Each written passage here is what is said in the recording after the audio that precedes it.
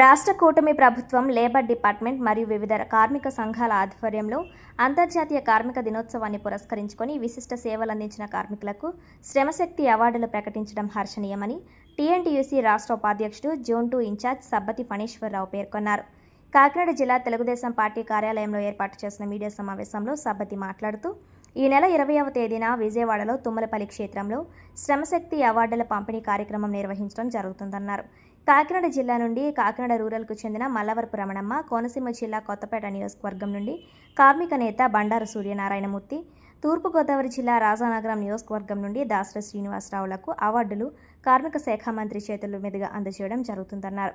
కూటమి ప్రభుత్వం కార్మికుల సంక్షేమానికి కృషి చేయడం జరుగుతుందని, గత వైసీపీ ప్రభుత్వ 5 ఏళ్ల కాలంలో శ్రమశక్తి అవార్డులు ఇవ్వలేదన్నారు. కార్మికుల హక్కులను కాలరాశారని దుయ్యపట్టారు. ఈ సమావేశంలో కార్మిక నాయకులు బండారు సూర్యనారాయణమూర్తి తదితరులు పాల్గొన్నారు. Chirala Rajahmundry Anaparthi unit ITC factory union general secretary అయినటువంటి రామకృష్ణ గారికి మొన్న మేడే రోజు చంద్రబాబు నాయుడు గారి సమక్షంలో ఆయనకి ఇవ్వడం జరిగింది ఆల్రెడీ. అయితే అప్పుడు సీఎం గారు టైం షెడ్యూల్ వల్ల ఒక వ్యక్తికి ఇచ్చేసి ఉన్నాయని కూడా వేరే రోజులు ప్రోగ్రాం పెట్టి ఇవ్వడం అని చెప్పడం జరిగింది. ఇప్పుడు రేపు తుమ్మలపల్లి కళాక్షేత్రంలో గౌరవ కార్మిక మంత్రి గారు వాసంశెట్టి సుభాష్ గారు, అలాగే లేబర్ కమిషనర్ గారు, ప్రిన్సిపల్ సెక్రటరీ గారు ఆధ్వర్యంలో, లేబర్ డిపార్ట్మెంట్ ఆధ్వర్యంలో ఈ అవార్డుల ప్రదానం జరుగుతుంది. మరి జోన్ 2 పరిధిలో నేను టీఎన్టీయూసీకి ఇన్ఛార్జిగా రాష్ట్ర ఉపాధ్యక్షుడిగానే పనిచేస్తున్నాను. మరి రాష్ట్ర నాయకత్వానికి సమర్థవంతమైన నాయకులకి అవార్డులు ఇవ్వాలనేటువంటి నివేదికను నేను చాలాసార్లు విన్నవించుకోవడం జరిగింది. మా రాష్ట్ర టీఎన్టీసీ అధ్యక్షులు రఘురామరాజు గారు కూడా ముఖ్యమంత్రి గారి దృష్టికి, అదేవిధంగా లోకేష్ బాబు గారి దృష్టికి, కార్మిక మంత్రి గారి దృష్టికి తీసుకెళ్ళి ఎట్టి పరిస్థితుల్లోనూ అవార్డులు ఇవ్వాలనేటువంటిది, అలాగే టీఎన్టీసీకి అనుసంధానంగా పనిచేస్తున్నటువంటి వ్యక్తులకి ఎక్కువ శాతం ఇవ్వాలని చెప్పేసి మేము డిమాండ్ చేయడం జరిగింది. టీఎన్టీసీ కోటాలో కంపల్సరీగా మేము సాధించుకున్నాం.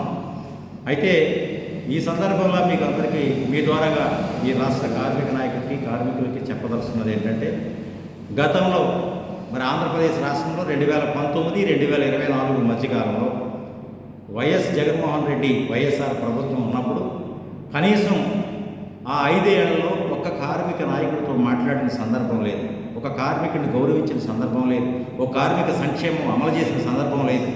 కనీసం BOC board, building and other construction welfare బోర్డును పూర్తిగా భూస్థాపన చేసిన చరిత్ర, వాళ్ళకు సంబంధించినటువంటి ఏదైతే 1% సెస్ ద్వారా వచ్చిన డబ్బును పూర్తిగా మళ్లించినటువంటి సందర్భం, ఇవన్నీ కూడా అధిగమించి ఇవాళ కూటమి ప్రభుత్వం రాగానే 2024లో ఇది తిరిగి అన్ని సంక్షేమ ఫలాలని, కార్మిక సంక్షేమాన్ని, BOC వర్కర్స్కి సంబంధించిన అన్నీ కూడా మళ్ళీ రీవర్క్ చేయడం జరిగింది.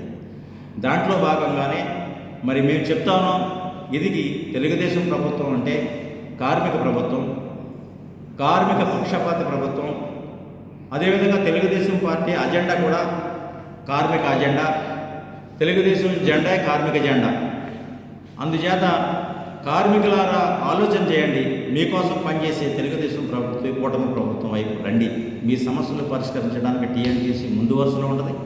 అదేవిధంగా పనిచేసే ప్రభుత్వం రెడీగా ఉంది.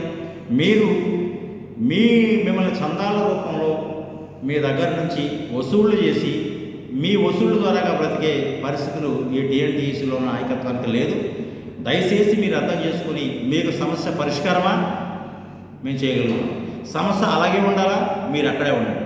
సమస్య పరిష్కారమే మీ అజెండా అనుకుంటే, సమస్య పరిష్కారమే మీ ఆలోచన అనుకుంటే టీఎన్టీసీ ద్వారాగా ప్రభుత్వం దగ్గరికి మీ సమస్యలు తీసుకెళ్దాం.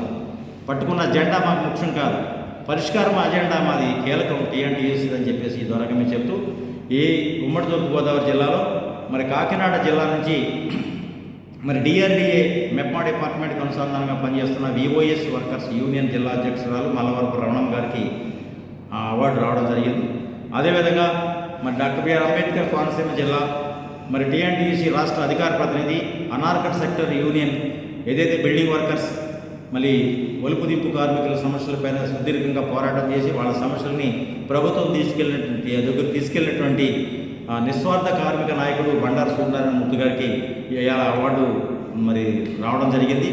అదేవిధంగా మోటార్ ఆటో మోటార్ కార్మికుల కోసం నిరంతరం పనిచేస్తున్నటువంటి మరి తూర్పుగోదావరి జిల్లా దివాన్ చెరువు నియోజకవర్గ పంచాయతీ పరిధిలో మరి దాసరి శ్రీనివాసరావు గారికి కూడా ఇవాళ ఈ శ్రమశక్తి అవార్డు రావడం జరిగింది.